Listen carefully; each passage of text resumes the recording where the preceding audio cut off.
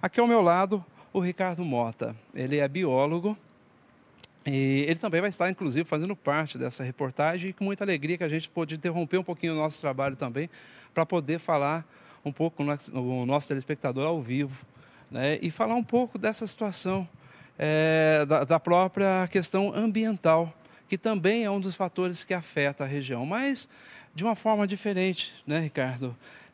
De uma forma em que trata também a questão do ser humano como um elemento central em todo esse processo. Muito bom dia, muito obrigado pela sua presença, Ricardo. Bom dia, Pedro. Bom dia à grande audiência da TV Canção Nova. É um prazer estar aqui com vocês. Ricardo, a gente fala da questão ambiental, a gente sempre pensa nas perdas das matas, enfim, dos animais, né? Mas não é só isso, né? Quando a gente fala, inclusive, ela está muito associada à questão também do relacionamento humano, né? E isso é um trabalho que você também tem desenvolvido e tem estudado bastante, né? O que ocorre é que nós estamos com duas tragédias muito importantes que aconteceram numa região geográfica aqui de Minas Gerais, que se chama quadrilátero ferrífero. É um quadrado de aproximadamente 100 quilômetros de extensão que começa na Serra do Curral, que é a face sul da cidade de Belo Horizonte. Essa é uma região riquíssima e foi onde a mineração de ferro começou. E não só isso, o ciclo do ouro e a própria colonização do interior do Brasil, ela começou com a descoberta do ouro em Mariana. Então nós estamos falando de uma região com uma história longa, que vem desde o período colonial. Nós estamos falando aí de metade de 1600, chegaram os primeiros bandeirantes a Mariana. E o que ocorre, Pedro, nessa região? É que nós temos hoje uma atividade minerária muito importante, que é um dos principais fatores de desenvolvimento econômico do estado de Minas Gerais, né?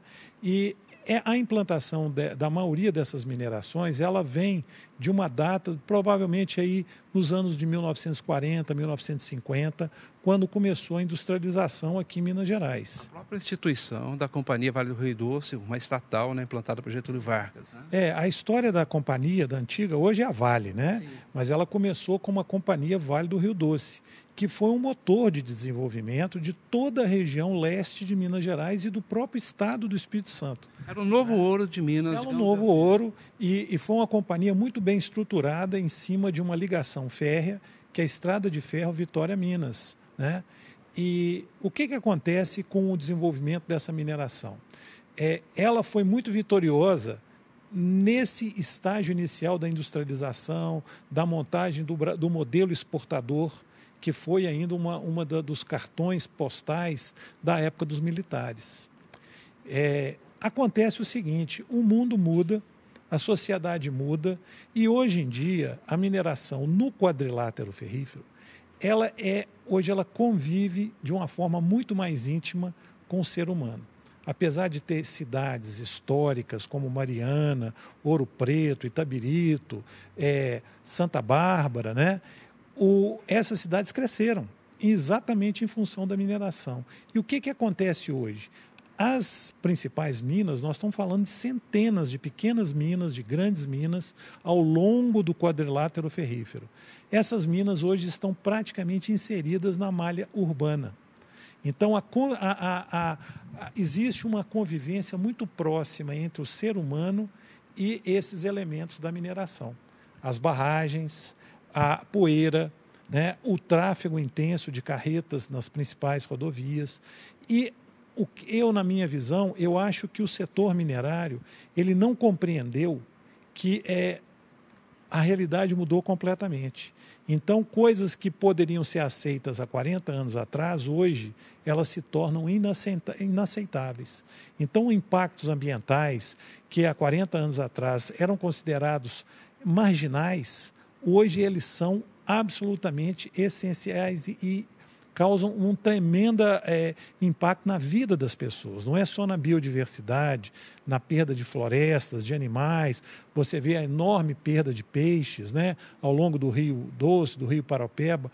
Mas hoje eu estou muito preocupado na relação da sociedade, do ser humano aqui na nossa região com essas minerações. E essa relação está sendo profundamente afetada, não só pelas mortes, mas nós temos hoje, se você vai em cidades como Macacos, se você vai em cidades como Nova Lima, você vê uma revolta do ser humano em relação ao setor de mineração. Nós temos que compreender melhor isso e eu acho que está sendo dado um recado muito claro da sociedade ao governo e às grandes mineradoras, né? Principalmente a Vale do Rio Doce, de que é preciso mudar. E é preciso mudar basicamente o quê, Ricardo? A gente, é claro, é um assunto altamente complexo, não se muda da noite para o dia, até porque é algo que se foi construindo ao longo de décadas e décadas, né? Até se chegar agora por força de uma legislação, inclusive não atuante, o que não existia nessa época.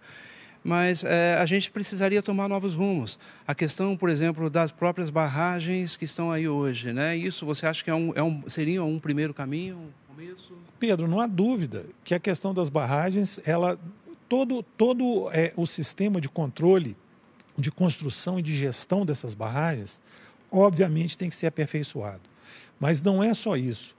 Eu tenho visto algumas declarações de presidentes de mineradoras, do próprio governo, tentando, eu não diria minimizar, mas tentando justificar a importância econômica da mineração no Brasil. É evidente que a mineração é extremamente importante para Minas Gerais, mas é preciso mudar todos os paradigmas da mineração, principalmente a sua relação com a cultura, a sua relação com a civilização, a sua relação com a nossa história e o nosso futuro, né? Se você considera, por exemplo, vou te dar um exemplo. Eu nunca fui, mas eu já vi fotos maravilhosas de Dubai, dos Emirados Árabes. Aquilo tudo foi construído a partir da exploração de um recurso mineral que é o petróleo. Agora eu te pergunto, se você lê os escritos de Carlos Drummond de Andrade, o que ficou em Itabira do ciclo da mineração que já está quase acabando lá? Então, esse tipo de paradigma que eu acho que precisa de ser mudado. Não só uma maior proteção do meio ambiente, eu sou ecólogo. Eu acho que nós temos que ter um grande movimento para endurecer, inclusive, a questão da fiscalização, né? Aos poucos, até a gente falava sobre isso, né? Hoje há poucos especialistas na área. Exatamente, Pedro. A questão do descomissionamento, eu tenho algumas teses que foram recentemente defendidas na USP, em outras grandes universidades, mas o fato é que nós temos poucos especialistas para realmente conduzir esse grande processo que haverá agora do descomissionamento das barragens, né? Que pode levar anos, inclusive. Inclusive a palavra é muito bonita, descomissionamento, mas o que está atrás disso? Se você considera, por exemplo, aquela barragem da Casa de Pedra, da CSN lá em Congonhas, me parece que são 50 milhões de metros cúbicos. Obviamente aquele rejeito não vai poder ser retirado de lá. Então qual será a solução? Será uma simples descaracterização da barragem? Como que será mantida a segurança dessa barragem ao longo dos anos que virão? Casa da Pedra é uma represa dentro de Congonhas. Ela está acima, inclusive, de um patrimônio da Unesco, que são todo aquele monumento de Aleijadinho lá. Então, descomissionamento pode significar várias coisas. Então, é preciso de ter mais transparência, explicar à população o que significa isso. E outra coisa, eu tenho visto algumas entrevistas dizendo, não, existem várias tecnologias que nós podemos adotar para recuperar esse rejeito. Uma delas, por exemplo, até são pesquisas aqui das nossas universidades em Minas Gerais, nós podemos fazer tijolos e refratários e outros tipos de objetos. Agora, uma simples conta, se você pegar, voltando a essa barragem de Congonhas, que é uma das maiores, ou a de Paracatu, né?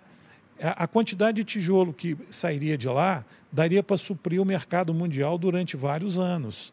Então, nós temos que ter uma noção da escala. Obviamente que nós temos que desenvolver uma série de novas tecnologias. Essa crise, certamente, ela vai abrir um leque de novas oportunidades, principalmente nas universidades, para novas pesquisas. E já, Mariana, por exemplo, nós temos hoje uma cadeia de universidades trabalhando junto com a Renova nas questões lá do Rio Doce. Mas eu acho que é preciso mais do que isso. Nós temos que mudar a visão que a sociedade e dos gestores e das empresas de que a mineração ela não pode mais ficar como ela está sendo feita hoje em dia. Ok, a gente conversamos então aqui com o Ricardo Mota. Olha, tem muita coisa a ser conversado sobre esse assunto. Nós até falamos o dobro do que conversamos aqui nesses últimos 5 minutos, mas são assuntos que realmente nos levam a refletir mais profundamente sobre toda a questão, não somente da mineração, não somente da economia, mas também do ser humano como um elemento central de todo esse processo. É uma mineração que traz qualidade, traz trabalho, traz emprego, mas também nós temos que refletir sobre o preço a pagar sobre tudo isso.